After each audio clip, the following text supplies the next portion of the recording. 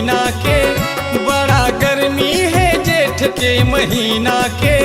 मोला शरबत पिया देबो नींबू डार के पुदीना के, मोला शरबत पिया देबो नींबू डार के पुदीना के।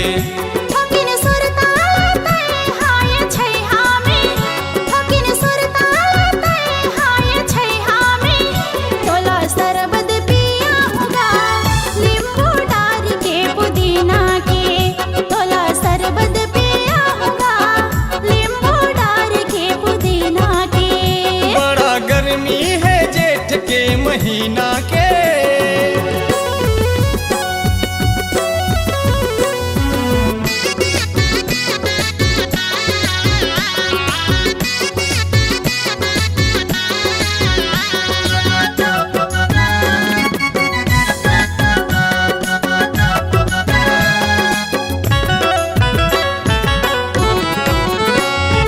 कड़कड़ाती घाम मोर जीव अग बकावत है, बड़ प्यास लागे मोला मुँह मोर सुखावत है।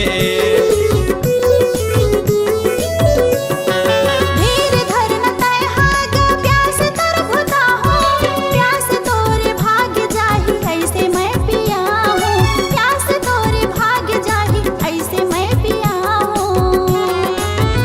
थर थरावत है तन मोर पसीना में, चूचवावत है तन ले पसीना मोर।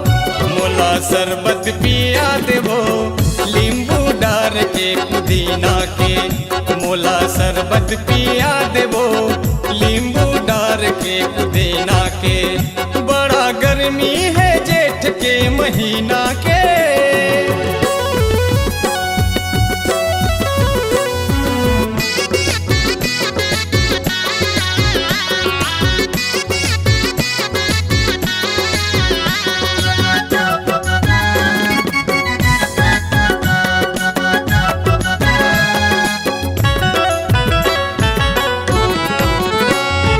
ठंडा ठंडा कूल कूल बर्फ तय मिला दे, मिश्री डाल के रानी वो बन तय हला दे।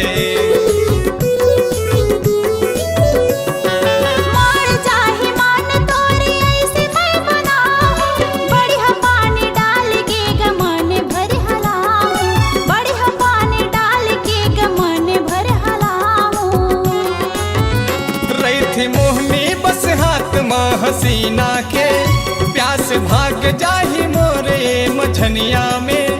मोला शरबत पिया देबो नींबू डार के पुदीना के, तोला शरबत पिया होगा नींबू डार के पुदीना के।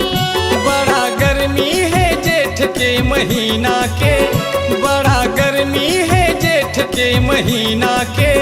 मोला शरबत पिया देबो नींबू डार के पुदीना के, तोला शरबत पिया होगा नींबू डार के पुदीना के। मोला शरबत पिया देबो नींबू डार के पुदीना के।